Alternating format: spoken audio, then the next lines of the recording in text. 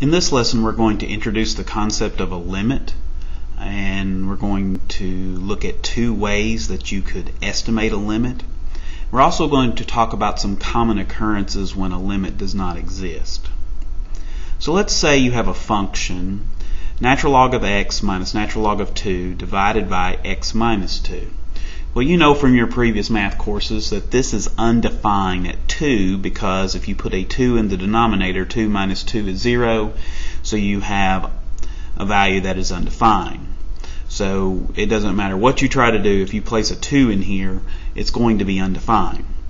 So we have to figure out a way to sort of see what's going on around 2, and that's where a limit comes in.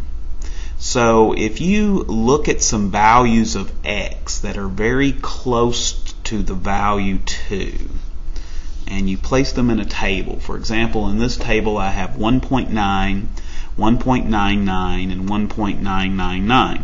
These are values that are all less than 2, but they are getting closer and closer to 2 as you move to the right. On the other side I have some values getting closer, from the left.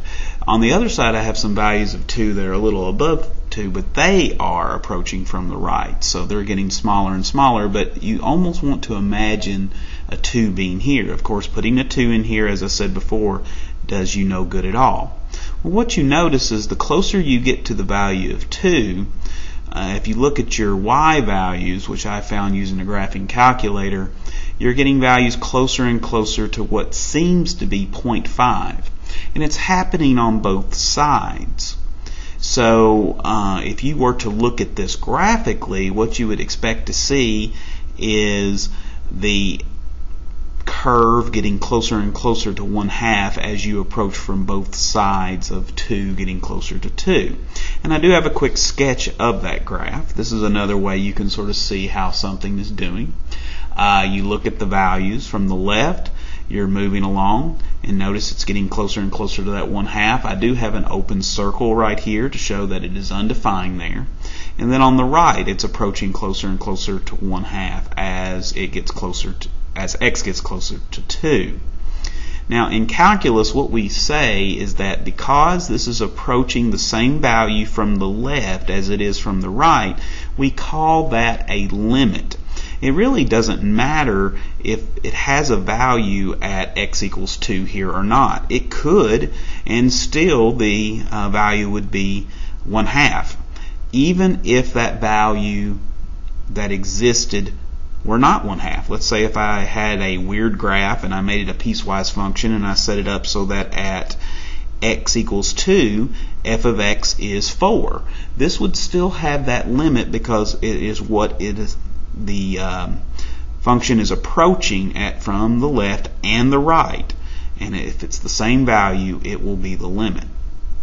Now the way we state that is we say that 1/2 is the limit of f of x, or whatever your function name is, as x approaches 2. Of course, you can also say the limit of f of x as x approaches 2 is 1/2. Notation wise, what happens is the following. We use an LIM to represent limit, and most of the time directly below it, although in some computer programs it will force it to be a little to the right, it will show the independent variable, which we're using x. This means approaches, so we say the limit as x approaches this value 2. Now over here in the generic form, I used a C because our textbook uses C quite a bit. I will say in the AP exam, many times they use the letter A, although you can use whatever letter you like. This is the function. Of course, many times what you'll see is the function itself down here, but since we've already defined it as f of x, I've placed f of x, but you are welcome to put natural log of x minus natural log of 2 divided by x minus 2. This just saves some writing. We'll be talking about that quite a bit in this course. And since it does equal 1/2, I've placed equals 1/2. Now many times we use a capital L to actually represent that limit. And there are many functions that you can find the limit as it approaches from both sides. Like I said before, it doesn't matter what the f of x value is at the c value. It could have a value, it could have been 1/2, it could have been 10, or it could not exist. But the key is that it's approaching from both sides to that value. I'm going to say this quite a bit in this course, but calculus is a way to get around items when you cannot find it directly. And since we cannot find this value of f of x at 2, when x is 2, we have to go around it some way, and we use a limit to do that. Of course, like most things in mathematics, sometimes some weird things occur.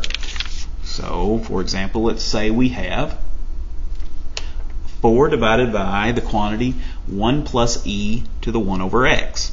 And let's say we wanted to see what would happen as x approaches 0, because since you have 1 over x in that exponent, it is undefined there. So let's look at that. If we look at it by use of a table, now these are not exact values, these are approximations, but they look like they are equal because there's such a small difference between the values. But on the left hand side, notice that this is at 4. So we may want to look at it graphically to see, but it looks like probably if these are estimations, it's getting closer and closer to 4. But the key is on the other side, as it's approaching from the right, that has a value of 0. So these are not equal to each other. So what that would suggest is that this limit does not exist.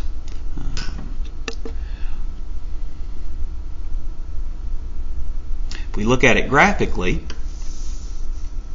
this is what we have. On the left hand side, it's getting closer and closer to 4. On the right hand side, it's getting closer and closer to 0. So each side is approaching a value, but these are approaching different values. So for that reason, we cannot give a value to the limit. We say the limit does not exist. We do not say the limit is undefined. It simply just does not exist. It's not a case of not being able to define it. It's just it does not exist in this situation. So what we would write, notice I've placed f of x in there, or you can say f of x there. I've placed 0 because that's what my c value is. I do not say equals does not exist. You should really just write out does not exist. And that will work for that. So you can either write it this way, does not exist. You can write it this way, does not exist. But please do not use undefined, because they are two different things. Okay, so you've seen an example using a table where a limit does exist. You've also seen it graphically. Now, later on, we are going to talk about other ways to describe it. These do have some problems. The table, you can already see if something weird happens between these two values, it could be that it actually exists. But in most cases, when you're going this far along, you're at pretty safe bet that you can say this does not exist. Okay, if you look at the two graphs up at the top, you've already seen one case where it cannot exist. These are two other common occurrences. This one's probably one of the most common that you see.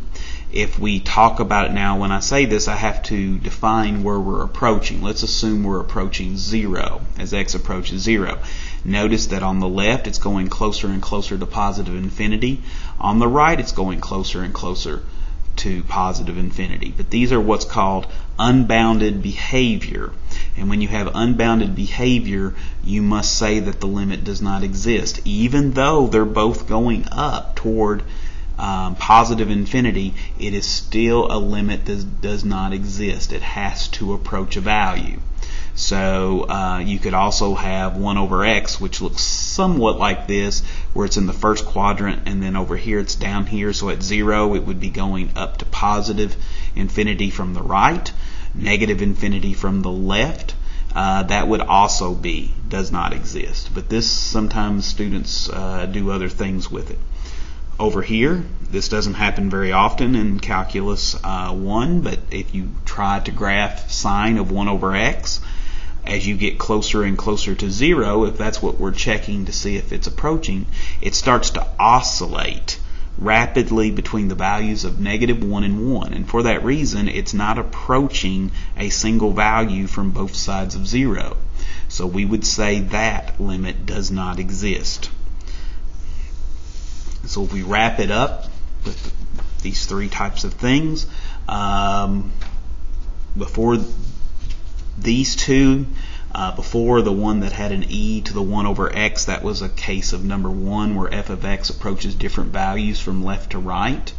Up here, this is a case of it having unbounded behavior when it's approaching c, and we're letting c be 0. And here, the oscillation, that's like this one on the right. F of x oscillates between two fixed values when approaching c.